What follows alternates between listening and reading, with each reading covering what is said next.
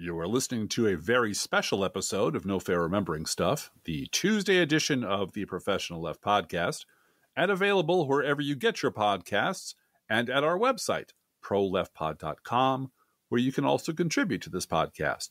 There is a Patreon button at that website, or you can mail us a letter and or contribution at The Professional Left Podcast, P.O. Box 9133, Springfield, Illinois, 62791. And it's not safe for work.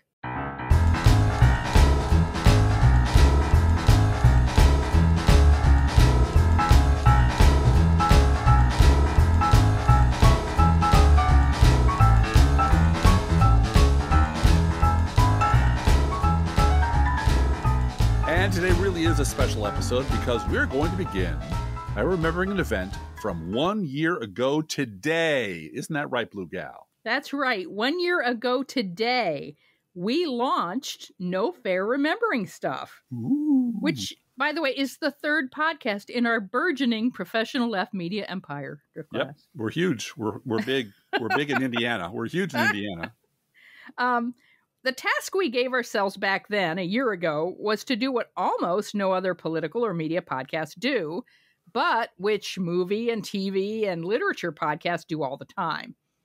We wanted to look back at that which came before and give it context. Mm-hmm. And I looked through our notes, and one of the examples we used from an entire year ago was the movie Boogie Nights, which we emphasized did not spring fully formed as a finished product from the mind of Paul Thomas Anderson.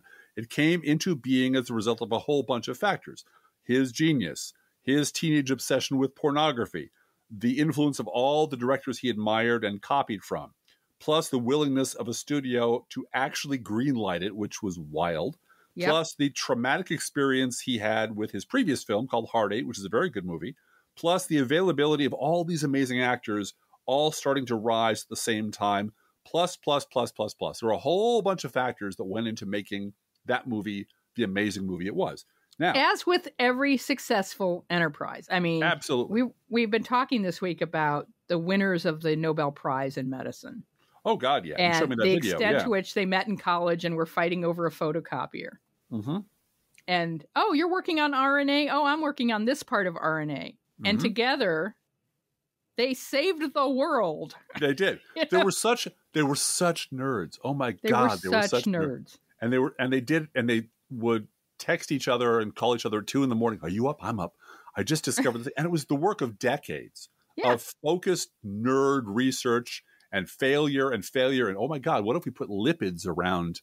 Oh my God, that worked. RNA. And what does that mean? And it protects it. It makes it easier for the body to absorb it and use it. Yes, it's amazing. And it reminded me a little bit of us, Driftglass. Well, yeah.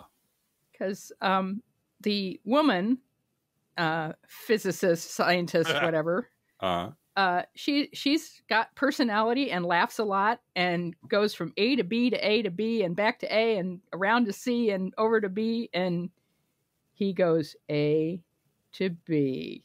Right. Linear. And when he's done, he goes to C. Right. And they're perfectly complementary. They're perfectly complementary. Yep. Yeah. Anyway. Back to Boogie Nights. Back to Boogie Nights. Which is a very good movie. It doesn't compare with Nobel Prize winning Saving the World, but it is a movie, and it's what we chose a year ago. But successful enterprises require many pieces to make them work. They absolutely do. And then once they've succeeded, like Boogie Nights did, it also had a profound influence on everything that came after it. And that was the point of the podcast. This is what we wanted to do, that it's really kind of absurdly obvious and reductive to say that, cultural events exist within a cultural context and a cultural continuum. And yet, this is what drives us crazy. Within the universe of media and politics, American media and politics, virtually all the very serious people who dominate those spaces and those conversations are seriously almost pathologically focused on doing the exact opposite, of robbing important events of their really critical context. And there's no subject more aggressively avoided by the very serious men and women who dominate media and politics than the past. Oh, God, yes, yeah. Which is how Donald Trump is able to get away with in 2 weeks over and over and over again, right? Right. The Republican Party's past, how it came to be the racist shit pile, clown car, nut job show that it is. And when I say today, I mean today. Driftglass and I are leaning over our shoulders right now, looking at different televisions in different rooms of the house. And the Chiron says, now, debate before vote to oust McCarthy. Yeah, it's a shit show. And it's always been just ridiculous. They don't know how to govern. They don't know how to do their jobs. And yet, remembering how Nancy Pelosi did her job, and that she prevented this from being a thing, that one person could come and oust the speaker, and McCarthy negotiated that away. Now, to be fair, MSNBC did remind everybody of that today. Right. But the reporters running after Kevin McCarthy down the hallways of Congress to ask him about, what are you going to do? What's going to happen? How do you see this? How do you see the future? It's like they're not interested in any context of Kevin McCarthy's entire career of capitulating to Trump, capitulating to everybody to have that speaker's gavel and parking space. He's just been a suck up his whole career. The media enables this by coddling the GOP when it is in power and memory holding its atrocities when it's out of power and in power. Yeah. I mean, we watched as the entire Bush administration was bulldozed off the cliff into the memory hole once Barack Obama was elected. We watched the entire Obama administration be bulldozed off the cliff into the memory hole once Trump was elected. It just keeps happening. And the only reason we're talking about Trump anymore is he won't go away. The entire Republican Party would have been thrilled to just pretend he never happened. Right. Run the Bush off machine, which we've written about and talked about with Trump. Let the entire party pretend that it never happened and they're all independents and they're all libertarians. And Trump is the bone in the throat of that effort. But the way we got to this place is because the media just refuses to talk about what the Republicans do when they're in power and what they talk about when they're out of power. They won't do it. And so Blue Gal and I have been writing about politics and the media since the earliest days of the liberal blogosphere. And we were both active and interested in those subjects long before blogging made it possible to hit publish and share our thoughts with the rest of the world, or at least our, dozens of readers. And since the very beginning, the idea of no fair remembering stuff and the idea of memory is the liberal superpower has been the spirit of this enterprise that we do together. Right. And so this podcast, this No Fair Remembering Stuff podcast, continues to be a real social experiment that has both succeeded and yet is not successful. It's not successful because we started out stating clearly that we could only do this new podcast if it attracted enough Patreons. And we're so grateful for those of you who did sign up for Patreon. Truly. And supported us in that way. But we really needed a critical mass of Patreons to make this show possible. And we didn't reach that goal, and we went ahead anyway. Right. And here we are a year later. We're dumb. Yeah. But, we're not kidding. This is not,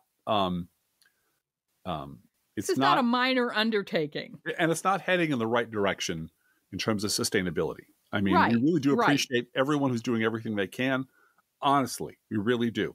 And we're talking about it with each other. We may go to one No Fair Remembering Stuff a month, one Science Fiction University a month, and then do political podcasts twice a week for the other 2 weeks. I've noticed that might be a sustainable way to do it. We're going to talk about this at home. I have noticed that other political podcasts do like a 5-minute short. And they're like, oh, okay, well, we could do that. Yeah, it doesn't have to be a full 60-minute episode on Tuesdays. No. It hasn't been. No Fair Remembering Stuff has been sometimes 30 minutes. So we can work that out. But we are thinking about the fact that the amount of research and the amount of work it takes to get the historical show up onto the air 3 weeks out of the month is just not sustainable, given the amount of financial support that we can expect. And that's nothing on you. everyone who is listening to us has been incredibly supportive to the extent that they can, but we have to work out what that means in terms of our investment of time and mental energy to get it done. Well, and when you're tackling a historical subject, like the Wallace candidacy, or the history of healthcare, which we did 2 episodes on that, or Wilbur Mills. Well, you can't do those in 5 minutes. Those just can't be quick hits. You really do have to tell a story, and we love telling stories. We do, and we're pretty good at it. We love doing this show. We do. But as this is also a very successful concept we discovered. It has proven to be very successful in the sense that only 9 months after we launched, and with the full resources of MSNBC at her disposal, Rachel Maddow launched her version of our No Fair Remembering Stuff podcast called Rachel Maddow Presents Deja News. Yeah, and here's the blurb from that podcast. Quote, in each episode, Rachel and co-host Isaac Davey Aronson seek a deeper understanding of a story in today's headlines by asking, has anything like this ever happened before? Would knowing that help us grapple with what's happening now and what might happen next, unquote. Hey, it's the sincerest form of flattery. Absolutely. And the past is a vast and wide open territory with plenty of room for everybody. Everything that's ever happened in the past, so it's all sitting there. But it has been truly educational to see the difference between a tiny Midwest podcast that is solely supported by listeners and a major celebrity podcast that has the full financial and fanfare promotion backing of a cable news network. It's also worth noting that in the past year, we put out around 30 episodes of No Fair Remembering Stuff. Once a week, most months, we've done once a week every week, except for the last week of each month, when we do an episode of Science Fiction University. Now, Dr. Maddow, who we admire very much, produced 6 episodes of Rachel Maddow Presents Deja News between June 12th and July 24th of this year, and then she stopped. My new podcast, Deja News, just posted today. It's been 6 episodes altogether. Now we're done. It's been a blast. It's been a ton of work, but I'm really glad that we did it. You can listen to all 6 of them for free on any podcast app. It's called Rachel Maddow Presents Deja News. Yeah. Yeah. And if you and I can just vamp for just a moment. Sure. I found it also highly entertaining that here on the 1-year anniversary of our No Fair Remembering Stuff, which we are not quitting. We will definitely continue this format in some way and continue to do 2 shows a week in some format. We are committed to that.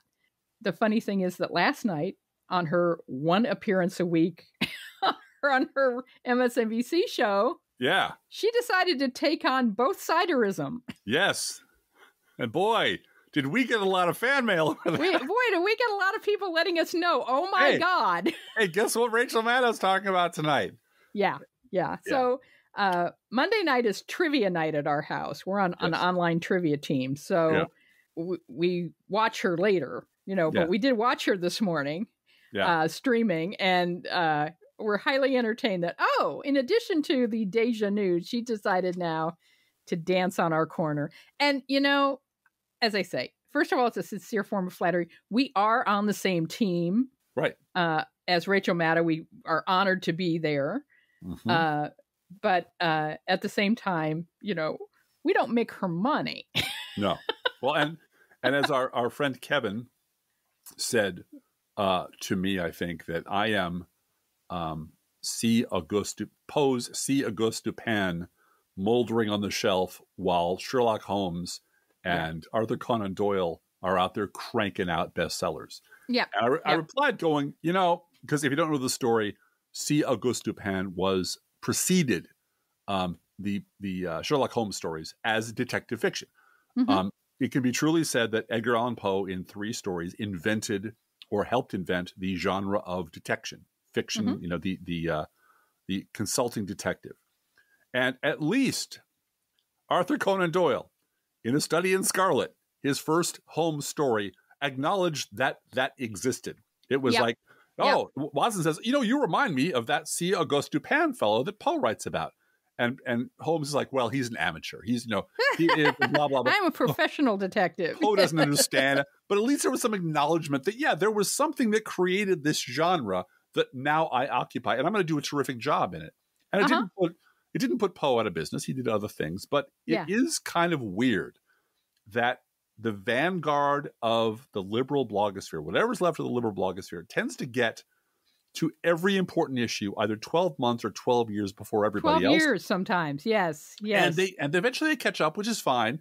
But it really does kind of pain me that then we are just paved over, written out of history entirely, as if we hadn't done, I don't mean just you and me, I mean the entire liberal blogosphere. No, the entire liberal blogosphere, yes. Hadn't done all the heavy lifting and all the building of vocabulary and all the laying of the predicate and all the collection of receipts that frankly, our Never Trump friends are now cashing in on. Yeah, right. And that really bugs me, because if none of us should be doing this for money, if it's only a good cause and you shouldn't be asking anyone in return, then I urge Tim Miller and Rick Wilson to return all that bestseller money that they got for their book contracts and all the contributor contracts they get. Because if they're just doing it for the cause, if it's rude or inappropriate to expect, acknowledgement and some reward for the work you do, then all these people should not be on television promoting their fucking podcasts and their media centers. Anyway, I gotta say, Driftglass, and I know I may have sent this to you before. I don't know. If you printed out 2 years of your blog posts, just printed them out on paper, and put a binder around them, it would be a better book than Rick Wilson's. Oh, I've read it. Everything Trump touches dies. It's a bad book. It's a good title. It's Stuart Stevens' book is a good book. Bad book. Stuart Stevens' book is good, and I've read it. But Rick Wilson's, and I'm glad to have everybody, all these people on my team. But they don't acknowledge that you and I and the rest of us liberals are on our team. No, I know. This is their team now, and we're just lucky to be here. And every time we kind of raise our hand and go, "Well, wait a minute. Okay, if it's cool for you to get pats on the back and collect fat checks for saying Trump was an asshole in 2017, how is it rude and inappropriate and somehow déclassé for us to say, well, what about all the work we did to get us to this point? And be told, I'm sorry, we're blocking you and shutting you out. And that's just, how dare you? How dare you, sir? How dare you bring up the fact you were right 20 years before we were and that we created the problem that we're asking you to clean up? How dare you? Anyway, that's the end of it. Anyway, without further ado, are we calling this an encore presentation? Sure. I guess we are. Let's do that. No, you know what? We're going to call this encore presentation. We're going to call this Things I Promise Not to Tell.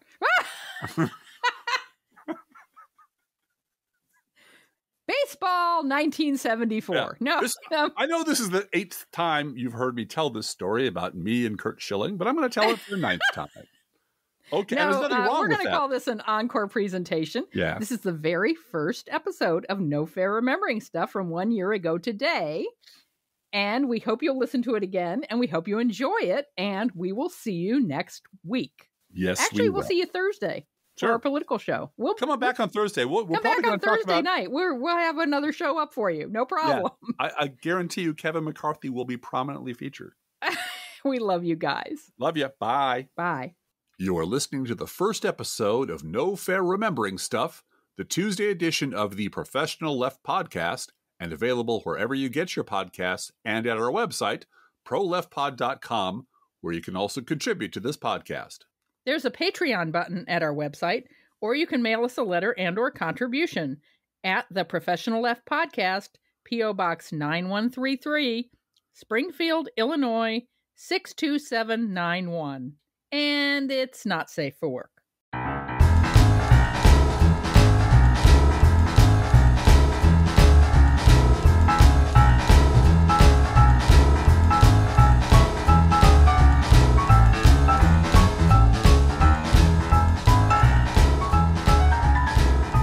Yeah, let's get that straight right up front. It's not safe for work. We'll be back on our regular schedule next week, but this week we have a conflict.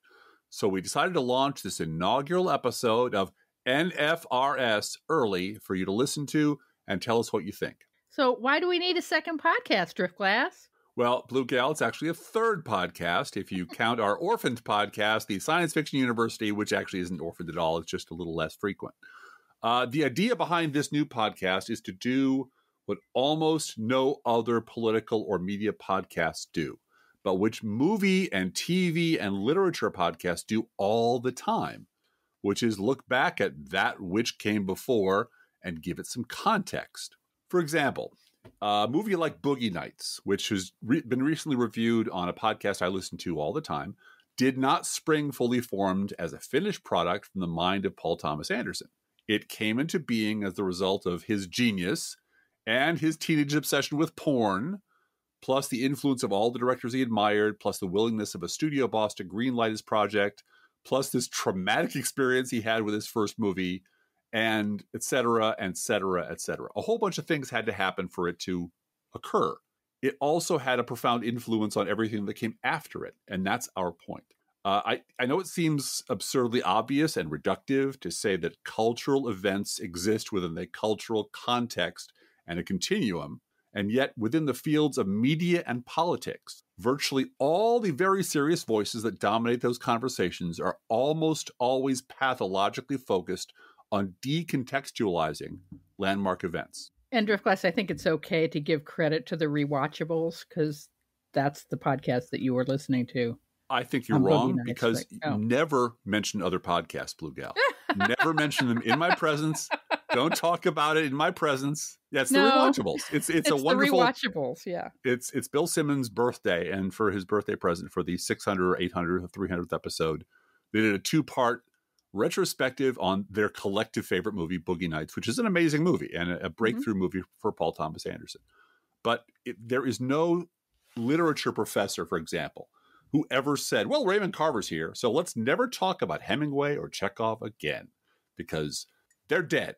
And there's no film critic who's ever said, burn your John Ford box sets, because Western genre filmmaking began and ended with Sergio Leone, or maybe Akira Kurosawa, or maybe Quentin Tarantino, because that wouldn't just announce to the world that you're a moron.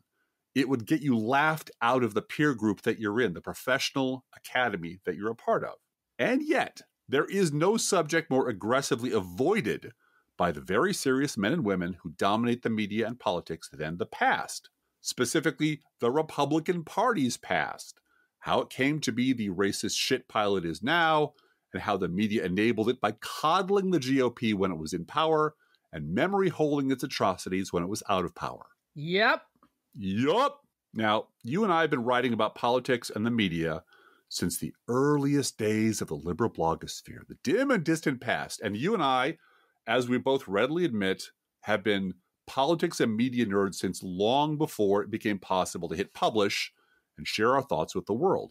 And since almost the very beginning, no fair remembering stuff, and memory is the liberal superpower, have been the spirit of our collective enterprises since the very beginning. Mm-hmm. So today, we're going to tell you a story about a thing the right does extremely well and at which the left sucks, and that is player development. Are you ready for a story, Blue Gal? I am ready for a story, Driftglass. All right. Okay, tuck your shawl around your shoulders and curl up by the fire. Have all 92 cats come around you and purr and let you be warm, and sip your cardamom tea, which I know you're sipping right now. And let's start by defining player development. And to do that, I'm going to borrow some text from a job posting, believe it or not, for player development and team services coordinator for the Chicago Bulls. Okay, so It's going to rock. This is the best writing you'll listen to all week. It's a job description for a gig with the Bulls. As coordinator, you will report directly to the senior manager of player development and team services and serve as a resource of support for the players' professional, personal, and social development. You will have hands-on involvement with our players and basketball operations staff and will be responsible for the following: develop strong, trusting relationships with players, their families, and close friends. Assist with planning, coordinating, and executing of off-the-court player development initiatives and programming, i.e. finance, money management, career transitioning, etc., etc., etc. So that's what player developers do. They're responsible for taking the raw talent, the people that they scout out in the field, out there in the world, and introducing them to the world of professional sports, helping them handle their finances, handling the media, learn how not to make a fool of yourself on camera, and so on and so forth. It's a really essential part of sort of professionalizing someone who's coming up through the ranks. So Driftglass had occasion to review a post from September of 2009. It's really one of his more famous posts. It's called Like a Virgin. And it's about how 9/11 was a catalyzing event that finally drove the right all the way off the cliff from which they had been dangling for decades. Mm-hmm. And it had a huge spike in reviewership just after the 2016 election because I guess it was linked a place or two. Yeah. People remembered it. And so you reviewed that post. And what did you come up with? Or what looking at it now all these years later? All these many years later, I was looking through these posts. I was going to throw it at Keith Olbermann because Keith Olbermann came up with this theory like last week, speaking of podcasts that we don't speak of. That 9/11 was what finally drove the right completely crazy. They were crazy for a long time, and this has broke them. And since then, it's been crazy. And I said, Keith, my old friend, I'm slightly taller than you. And I'm telling you now, you need to go back way before your theory that came into existence a week ago and read my post from 2009, which I'm sure he's not going to do. But when I reviewed the post, the name from the past that clearly illustrates how efficiently the right does player development and how they're constantly building their bench and feeding new faces and voices into the propaganda machine popped right out. And it was a woman named Katie Abrams. Oh, my goodness. Katie Abrams. Katie Abrams, a voice from the past. The voice saying, I don't want the United States to turn into Russia. To Soviet Russia. Over health care. Right, over health care, over providing people with health care. Now, as far as our story today begins, her story, and I'm getting all this off of public websites. I'm not stealing any information or giving addresses or doxing her in any way. This is all publicly available information. Her story begins in 1999 as an enterprise rent-a-car manager trainee. Okay. And then she worked for, it's a job. It's a perfectly fine job. Nothing against that job. And she worked later as an auto claims adjuster for Encompass Insurance for a couple of years. Okay. So pretty typical, working in the automotive field, doing claims adjustments, etc. I worked for an insurance company back in my youth. Nothing weird about that. Then, according to her creation myth, which is bullshit, by the way, in 2009, she was just an aw shucks, average patriotic citizen who spontaneously woke up to politics because Barack Obama, the Kenyan usurper, and his evil socialist Obamacare scheme threatened to destroy America. And she let the world know that because she went to a town hall meeting in Lebanon, Pennsylvania, with her Senator Arlen Specter and stood up and said, and I quote, she didn't want to live in Soviet Russia, and you have awakened the sleeping giant, sir. And what happened to her after that? She was immediately booked on the Sean Hannity show. She's a rock star. Because she spoke the untruth to power. Yes. Now, and when she was immediately booked on the Sean Hannity show, she assured the viewers that, first of all, she had been a Clinton voter and regretted that deeply. And she said, I'm not bussed in, I'm a normal person, which is not exactly true. Mm-hmm. Actually, I poached a lot of this from your blog, Blue Gal. Right. After you. Yeah, she had actually been an experienced Glenn Beck 912 organizer online. Mm-hmm. And she'd been interested in politics since at least 2006, when the Republicans lost control of Congress. So she's kind of making up a lot of bullshit about her spontaneously being a normal person. There's a famous, at least to us, interview with her with Lawrence O'Donnell from that period. That I did an annotated video of where I poked fun at her. You did. Quite a bit, and her lack of intelligence. Mm-hmm. Until she said, well, I think we've always been at war. I don't pay any attention to our invasions of Iraq and Afghanistan. That turned it into 1984. That turned it into Orwell because she trusted the government to do everything, including fight wars for her, as long as it was George W. Bush in charge, as long as it was a white man running the show. And she got indoctrinated by Glenn Beck into thinking, oh, something's terribly wrong with America because Barack Obama was elected president. Right. That broke her brain. That was what broke her. Yeah. And Lawrence O'Donnell really did ask, I think he was being too cute by half, but he was like, you really didn't notice politics? The Iraq War, Katrina, the 9/11, none of that sort of crossed your mind at all? And she's like, nope, I just, No, I didn't really. I'm sorry, but maybe I'm not that smart, but I didn't really care. And it seems like we're always in some sort of conflict. And that's when it becomes the war was not meant to be won. It was meant to be continual. And that's what right. George Orwell said. That's right. And so she bounced from this town hall meeting straight onto the set of the Sean Hannity show. Right. And Lawrence O'Donnell show. And Lawrence O'Donnell show. And she made the rounds because she's TV attractive. She's just a mom just like yourself. A mother and a patriot just like yourself. And my parents are dear, lovely people. And I don't talk politics with them ever. And I'm just a normal person. This is, by the way, a story we heard over and over and over again from all the Tea Partiers. And I wrote a long post that I believe had involved Mike Royko jumping up from his grave and cock-punching Phil Ponce of Chicago 11 television, because he sort of credulously interviewed these Tea Party guys who all swore they had nothing to do with politics. It was never there. I have no idea what you're talking about. I'm just a normal citizen. Turns out they were deeply involved in politics. They were deeply involved in conservative right-wing politics. And Ponce didn't do the basic homework you would expect any journalist to do. He just let him have a microphone. And that's what she was given a microphone. Yeah. I'm a normal person, and normal people are freaked out by the Kenyan usurper trying to destroy this country. Trying to destroy healthcare. Yeah. Right. So, take away her $5,000 deductible health savings account that she is self-insuring. Right. And her son hit the deductible. Yes, he did.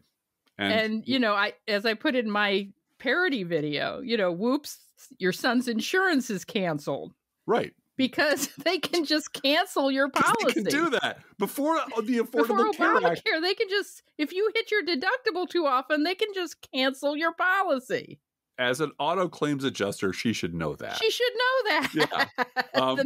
The third time you wrap your car around a tree, you don't get insurance no more. Right. And that was pre-existing conditions, spontaneous cancellations, rate increases were all part of having insurance. Right.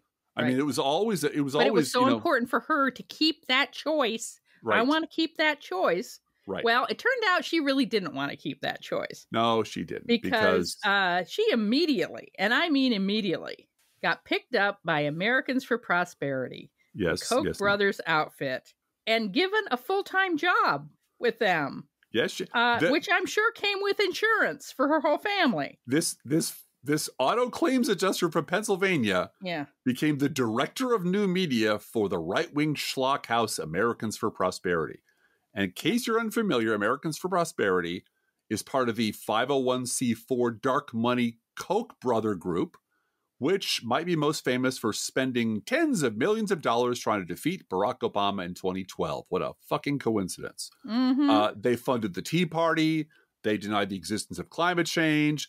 They despise unions and try to break them at every opportunity. They oppose the minimum wage. All the usual horrible shit the right does. These are the people that promote it and pay for it. And she went right to work as one of their directors of media. And then she was there for a while, and she was promoted to digital marketing coordinator for Americans for Prosperity for 3 years. And then she was promoted to digital marketing manager for Americans for Prosperity for about a year. This is an auto claims adjuster who's now digital manager marketing person for Americans for Prosperity. Pardoning. That's all right. And then she spent 2 years as a regional digital manager for an outfit called In Pursuit Of, which used a lot of buzzwords like embrace change, stakeholders, and optimization. She did that, yes. Then she was the temporary brand manager for Concerned Veterans for America. And the CVA is linked to, guess which organization? The Koch brothers. It's the Koch brothers AstroTurf organization, which lists the same office address as Americans for Prosperity. So she just walked across the hall because they needed a brand manager. And according to SourceWatch, quote, In a post on its website, CVA touted that it has, quote, a seat at the table with the Trump administration. In particular, Concerned Veterans for America reported that Trump was receptive to their plan to push to privatize veterans' health care. Privatize the VA. So she's working in a schlock shop Working to push the Trump administration to privatize the VA. Now, at this point in our history, Trump and his stooges have completely upended the conservative media and consultant ecosystem. Everybody was now tossed into chaos because you had three-layer shirt-wearing fascist Steve Bannon and losers and lunatics like Reince Priebus and Corey Lewandowski suddenly at the top of the food chain. And everyone else went scrambling looking for a place in the new order. So where did our girl Katie land? Well, she hooked up with an outfit called the Prosper Group, and I looked them up, and their logo looks a whole lot more like DG than PG, so I should probably sue them for something. And it describes itself as, quote, helping design data-driven strategies and delivering winning tactics. As far as we can tell, that means it's a storefront operation that urges Republicans to like and share tweets and digital content. Isn't that exciting? And from there, she has moved on to become a, quote, partner success manager for something called Tatango, which is, quote, a U.S. mobile marketing company that specializes in text message marketing services. And they make the following claim.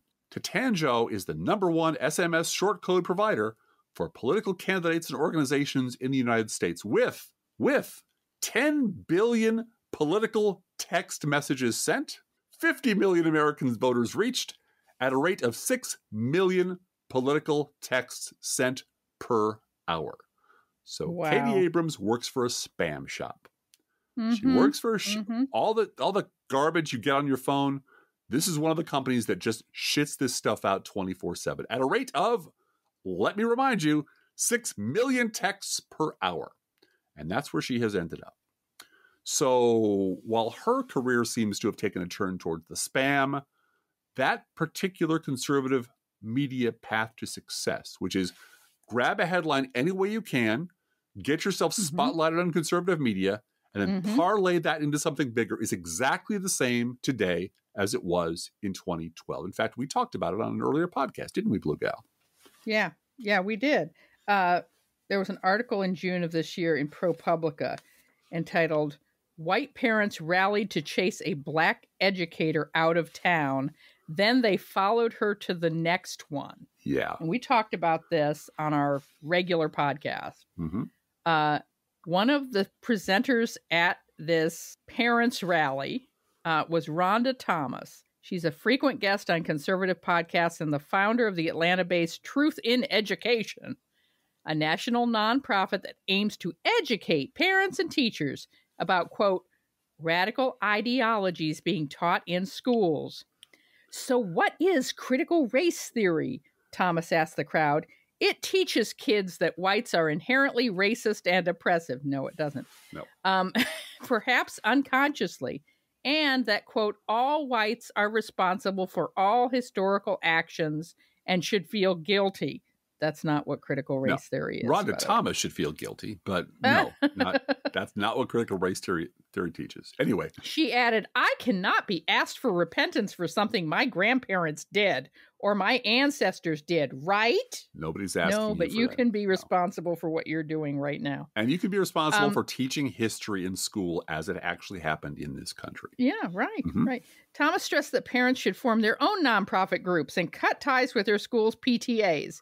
The PTA supports everything we're against, she told them. Jeez. Another presenter, a local paralegal named Noelle Cahayan, leads the nonprofit Protect Student Health Georgia, which aims to educate on harmful indoctrination, including comprehensive sexuality education and gender ideology. Cahayan emphasized how to grab attention during upcoming school board meetings. Identify the best speakers in the group, she told them, adding, it's okay to be emotional. Be sure to capture video of them addressing the board, or even consider hiring a professional videographer. It's good in case Tucker Carlson wants to put you on air. It really helps, Kahan said. And that's the key. That's the Yeah. clue. So this is what I've called the lottery, the right-wing lottery. yes. Which is Fox, and that's Hannity and Primetime Fox. Hannity, Tucker Carlson, Laura Ingraham. Right. Will put on, and they do this frequently enough that it's noticeable, a plain folks person just like yourself. That's right. Who has stood up to the man, has declared conservative values, done something in public to rally for right-wing fascism, basically. You know, I voted for Barack Obama. I trusted that man, but he broke my heart. You know, I voted for Bill Clinton, but he broke my heart. Yeah, I'm a normal person. And so now it's Trump all the way. Right. Now it's Trump all the way. Did you vote for him in 2020? Hell yeah. And you're going to, yes, 2024, Trump all the way. And it is this parade of sort of camera-friendly. What the definition of camera-friendly has changed now that the Proud Boys are completely out and everyone's dressing like them. But it's this parade, and there's an endless supply of these people. And the reason, and you win the lottery. Right. That's right. If you're chosen, if your outlandish behavior is chosen to be on television, on right-wing TV. Because, as Katie Abrams proved, she has had a $75,000 a year job, at least, probably more. For a decade. Ever since she appeared on television. So behaving that way at school board meetings, being outraged, being emotional, hiring a professional videographer to tape you decrying the state of public education when you don't have any kids in the school district. Right. You're from some other district and you're hiring a professional videographer to film your spontaneous reaction to this terrible outrage that doesn't exist. And that's why these parents that ProPublica wrote about, when she quit the school district, they went and found her in another district and started chasing her out of that one because they were trying to get on Tucker Carlson. Right. That is a career path. Right. Literally. Right. That is how there's several others, I'm sure. I know there are. But one of the things that I have learned from listening to the history of conservative podcasts, Know Your Enemies, and other things like that, and even the Bulwark podcast, occasionally will sort of stray off into, there was this and is it's different, much different now, this whole feeder system that, you have people just like player development professionals out there scouting for talent. And there's a scrum of hundreds or thousands or tens of thousands of people all vying for the spotlight, all trying to be more outrageous than the next guy, all trying to figure out what Tucker wants to hear. What does he want to say? What is Sean Hannity willing to put on the air? And then doing that thing and then getting their foot in the door. And then there's this whole system of, you might have noticed the word nonprofit repeated over and over and over again in this podcast. Those nonprofits have hundreds of millions of dollars being pumped into them, dark money. In form of salaries. In form of salaries. Who do things to feed the conservative beast. And if Katie Abram disappears tomorrow, there'll be 5 more people lined up for her position. Lined up to do it again. Because it's good money. It's a good career. It's a machine, and it is a career path. And the question is, why doesn't the liberal media do this kind of player development out here in middle America, where we're normal Americans just like you, the way conservative media does? And we all know the answer to that. Because there is no liberal media. There just isn't. Yeah, and because liberals don't want to behave outrageously against education in order to get attention and money. Right. We don't stand on our lawn. We don't want to destroy our schools. Yeah. We don't stand on our lawn pointing guns at protesters and get on Tucker Carlson and then run for office based on that. Right. That's not how we do. But the core problem is that there's staggering amount of money built into the farm system for conservatives that goes out and finds people, or people are called to their attention, or a spotlight catches them, or whatever. But it's this thousands of people jumping up and down going, call on me, call on me, call on me. And there are rewards for that. And as the decades have gone by, the amount of outrage, the type of outrage you have to publicly demonstrate has gone up and up and up. The ratchet keeps turning and turning and turning. Where you're at the Capitol building. Right. kicking in the door, windows. kicking in the door, breaking things in. And now you're not a terrorist. You're not an insurrectionist. You're a political prisoner who's driven to what you did because the dirty, commie, liberal lefties forced you to do it. And the reason we're reviewing all of this is to put some context around, as we said, what you're seeing now. This is nothing new. This has been the way of things on the right for a very long time. And when we wrote about this, you and I, back 10 years ago, it was clear it was never going to stop. This is how you get ahead in that universe.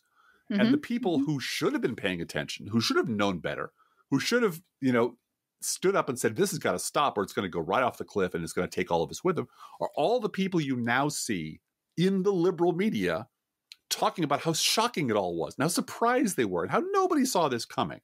Bullshit. Lots of people saw it coming. And that's part of what this new podcast is. It is to contextualize what you're seeing today with a view of history of how things were 5, 10, 15, 20 years ago, and how it is that long, long road, very well documented, very well paved, very well marked path from where we were to where we are landed us in this shit pile today. Thank you so much for listening to this practice episode. Yes. Our plan is to do a couple more of these before the end of 2022. And then if we have enough Patreon donors, to do these every week on Tuesdays, in addition to our regular Thursday show. Don't forget, we're looking for 300 Patreons to make this podcast fly. So if you can afford to support us in that way, please do so at patreon.com/proleftpod. And thank you for that. See you next time, guys. The Professional Left Podcast No Fair Remembering Stuff Tuesday edition is produced under a Creative Commons license. Copyright 2022-23, DGBG Productions.